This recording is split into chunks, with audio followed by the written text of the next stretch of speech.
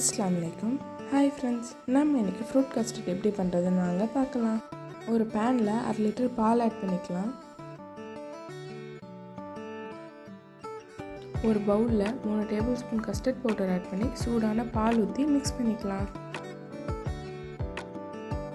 பால் நல்லா கொதித்ததும் 1/4 கப் சீனி ஆட் பண்ணி நல்லா மிக்ஸ் பண்ணிக்கலாம்.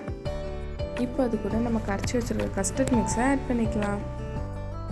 கஸ்டர்ட் மிக்ஸ் ஆட் பண்ணதும் கைவிடாமல் மிக்ஸ் பண்ணிக்கிட்டே இருக்கணும், அப்போ தான் கட்டி விழாது.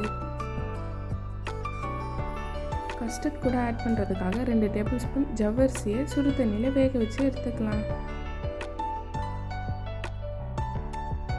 வேக வச்ச ஜவ்வரிசியை கஸ்டர்ட் கூட ஆட் பண்ணி நல்லா மிக்ஸ் பண்ணிக்கலாம். இப்போ நம்ம பண்ணி வச்சுருக்க கஸ்டர்டை 2 மணி நேரம் ஃப்ரிட்ஜில் வச்சு எடுத்துக்கலாம்.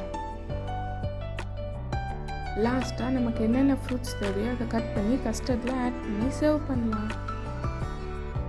அவ்வளோதான் ஃப்ரெண்ட்ஸ், நம்மளோட சிம்பிளான ஃப்ரூட் கஸ்டர்ட் ரெடி. இந்த ரமலானில் இந்த ரெசிபி ட்ரை பண்ணி பார்த்துட்டு எப்படி இருந்துச்சுன்னு மறக்காமல் கமெண்ட் பண்ணுங்கள். தேங்க்ஸ் ஃபார் வாட்சிங்.